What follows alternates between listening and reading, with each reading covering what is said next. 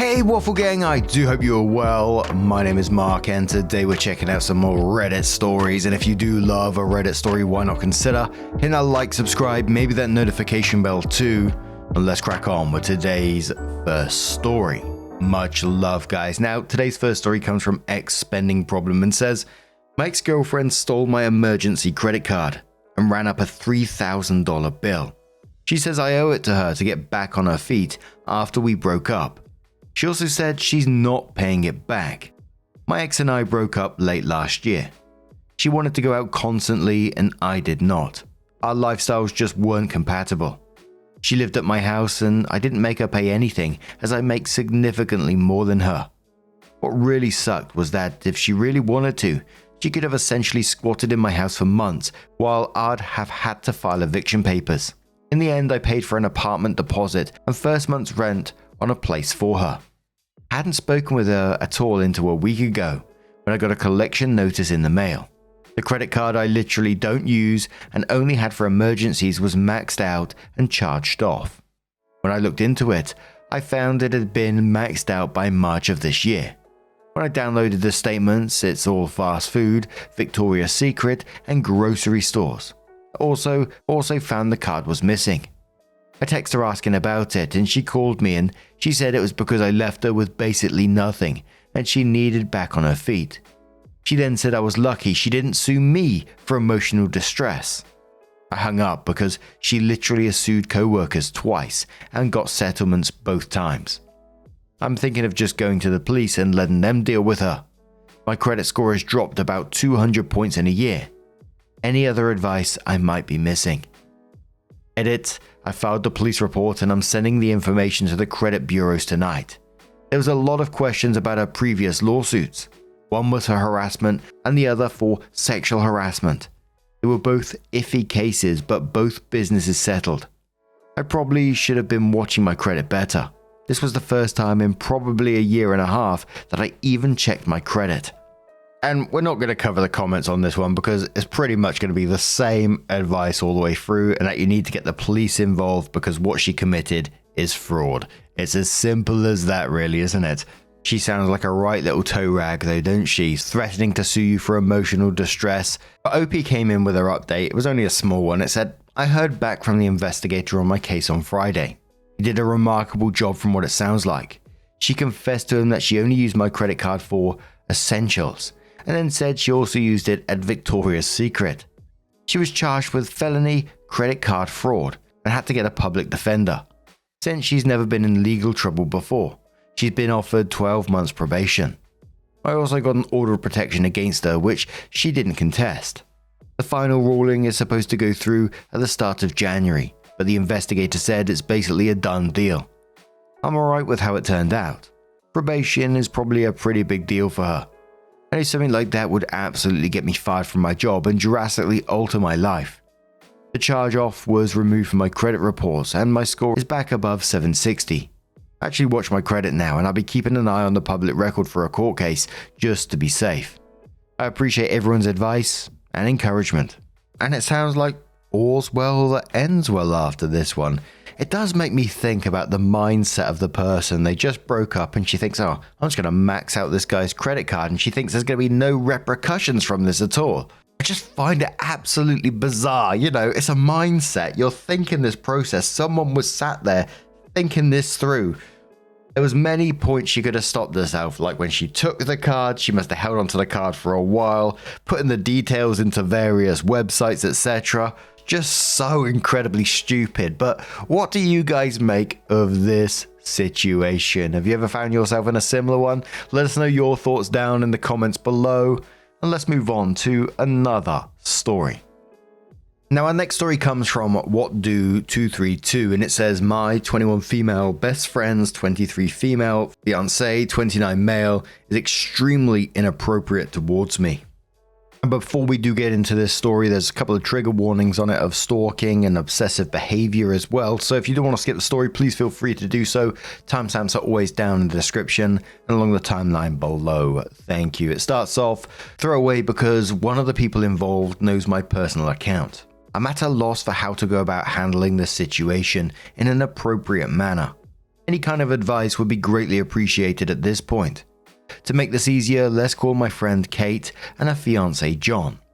I met Kate during my sophomore year of high school through mutual acquaintances. We became very close, so naturally I was devastated when she moved several states away after graduating. Despite the distance, we kept contact and remained as good of friends as ever. About 2 years ago, my family happened to take a vacation in very close proximity to a new home, so we excitedly planned to meet. It felt amazing to see her again. We both dashed out of our cars and hugged and squealed like stereotypical best friends. We hung out all evening and caught up with one another in person. Also, I had the chance to finally meet her fiancé of 1 year. I'd only heard great things about this guy, and he seemed very pleasant. Shortly after returning home, I received a text message from an unknown number. John. He thanked me for stopping by to see Kate, saying that it really lifted her spirits and he hadn't seen her so happy in a long time. Understanding the personal issues Kate had been struggling with lately, I told him I was glad to have helped. I assumed Kate had given him my number and didn't think much else about it. John would text me here and there about little insignificant things. He mentioned a movie him and Kate were about to see and asked my opinion, or suggest to me a fun new video game they'd bought. I'd answer his questions or respond to suggestions, but never carry on a conversation beyond the original topic. John would attempt to keep me talking, but I always dropped off due to in part to me not being very big on texting. More than a year after seeing Kate, I received a very late night text from John saying, "I miss you." Assuming he had sent this to me by mistake, I ignored it.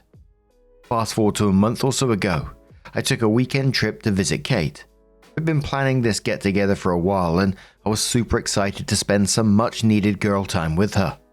I'd been anticipating a chill weekend with my best friend, but nothing could have prepared me for the Twilight Zone shit I was about to walk into. Kate and John picked me up from the airport and I was made to feel uncomfortable almost immediately. John had extended his arms for a hug upon my arrival, which I thought nothing of and accepted. He held me a bit too tightly and was a bit too long, and then commented on how hot I looked. Not nice or even pretty. Hot. I sort of just laughed awkwardly and looked towards Kate, who seemed to not be paying attention at the moment. I pushed this aside, chalking it up to a social fluke on his part, and enjoyed the rest of my day with them. The daylight hours went smoothly, save for John suggesting several times that we all get drunk that evening. Not being a drinker, I declined, only to have him get a little pushy with it. I politely reaffirmed my opinion, and he eventually dropped it. After returning to their home, the three of us hung out in the family room and watched a bit of television. We all began talking and somehow came to the topic of a pregnancy scare Kate had and told me about a few months prior. John proceeded to tell me how stupid Kate was for the way in which she worried over a possible pregnancy. He said that he had told her several times that it was hardly possible and to stop being such a fucking spaz over it. He went on to tell me that it was her own fault for getting her birth control, and it was bullshit for her to then expect him to use a condom. I was entirely thrown off by the way he had raised his voice and talked so rudely about my friend. I defended her, saying that it was an entirely legitimate thing to worry over, and that if she prefers that he wear a condom in order to be safe, then he should respect her wishes. He only laughed at me, and Kate stayed totally silent during the entire interaction. John then asked if I wanted to sleep in bed with him and Kate rather than in the guest room, which I found totally strange. I declined the offer and went to bed. The following morning, Kate and I had made plans to go shopping. She mentioned John wouldn't be with us because he had to work, which I was very grateful for. Before leaving the house, however, John stopped me and said, "You're a heavy sleeper." Confused, I gave a weird look and asked what he meant. He went on to say, "You're a heavy sleeper. You don't even wake up when people touch you." Now normally, I would have interpreted this as someone possibly trying to rouse me earlier by tapping my shoulder or something along those lines. But the way in which John was smirking at me, the inflection and emphasis he had put on the word touch, caused me to think otherwise. I asked John what the fuck he was talking about, and he only laughed, saying it was nothing. Now, I happen to take some relatively strong sleeping pills, which Kate is aware of. These knocked me out pretty hard, but I believe I would have woken up given the chance that someone entered the room or touched me inappropriately. So I highly doubt anything actually happened. But the possibility of him groping me in my sleep makes me sick. Actually, the fact that he would say that to me just to cause me anxiety makes me sick. I went on to try and enjoy my outing with Kate, which unfortunately didn't offer much solace. While I stopped at a red light, Kate and I sat quietly as a group of pedestrians crossed the street. Kate made a comment on how beautiful one particular girl in the crowd happened to be. I agreed that she was a very pretty woman, only for Kate to suddenly spout out, "I'm not attracted to men." She had said this as if the words had been dying to leave her lips for years. I was pretty dumbfounded and caught off guard by this sudden confession, as I had never entertained the idea of Kate being a lesbian. She'd mentioned once a short fling she had shared with a girl in middle school, but claimed it had been nothing more than a cry for attention. We joked about this here and there, but I never thought she could have been lying. I didn't answer due to lacking a decent response, so she followed up by blatantly telling me that she is a lesbian and that she doesn't love John. I asked Kate why on earth she would marry him then, and she only said because I think it's what I should do. I tried to talk to her more about this, but then she told me she'd prefer the subject to be dropped. At this point, I was counting down the hours to my flight home. The next morning, and after hearing John would be joining us for dinner, I was even more eager to get away. After meeting up with him, the three of us began walking into the restaurant, only for me to catch John's hand veering dangerously close to my butt. I shifted away and he moved very quickly in an attempt to grab it. Luckily, I managed to jump to the side, leaving him with only his fingertips brushing my skirt.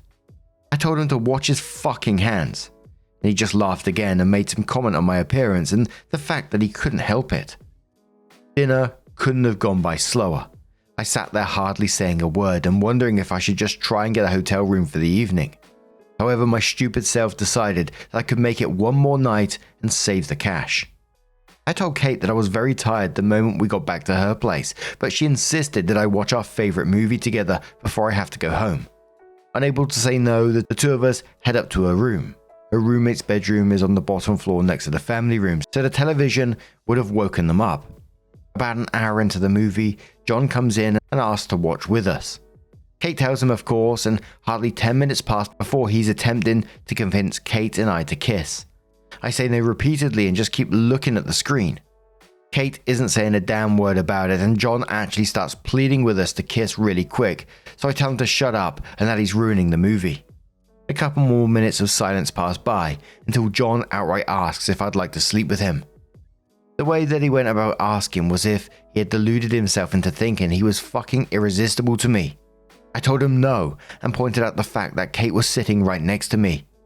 I looked at her, expecting some kind of response, but it was obvious that she'd totally spaced out at this point. John informed me that Kate was fine with sharing him. He continued to badger me and insisted that I show him some appreciation for allowing me to stay in his home.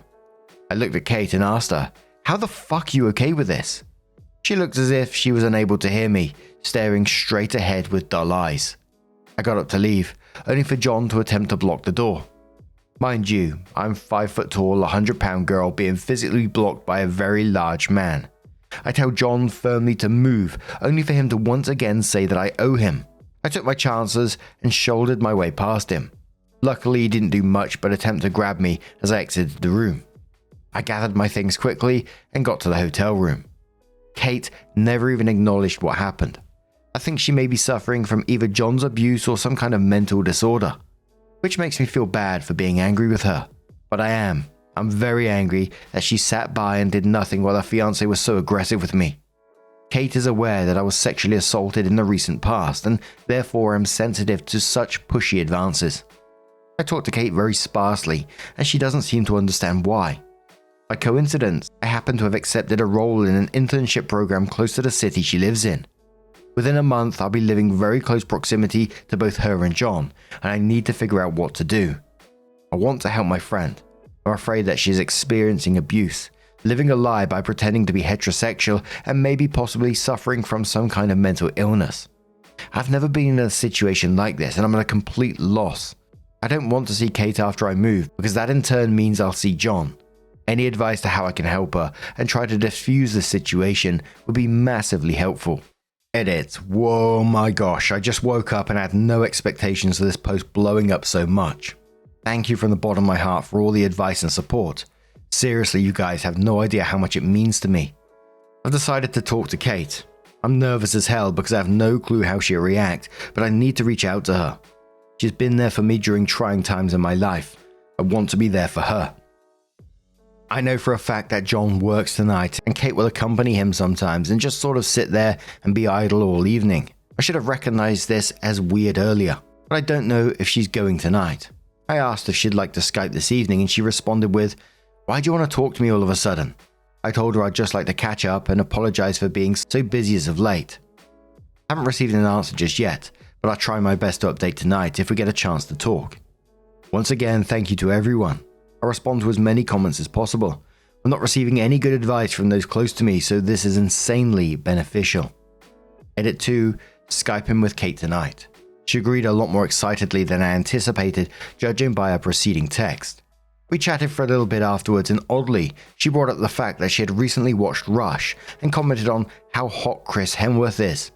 I was a bit thrown off for obvious reasons, given that she had not only confessed to being lesbian, but verbatim told me she's not attracted to men.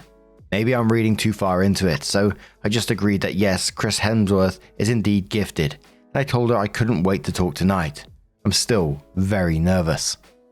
And there was a lot of people coming up with various suggestions about maybe, she was trying to initiate a threesome, maybe there is abuse, etc. OP did respond saying, others have suggested to me that she may have been trying to initiate a threesome. She hadn't spaced out by the time John started asking us to kiss. She was just looking at me wordlessly.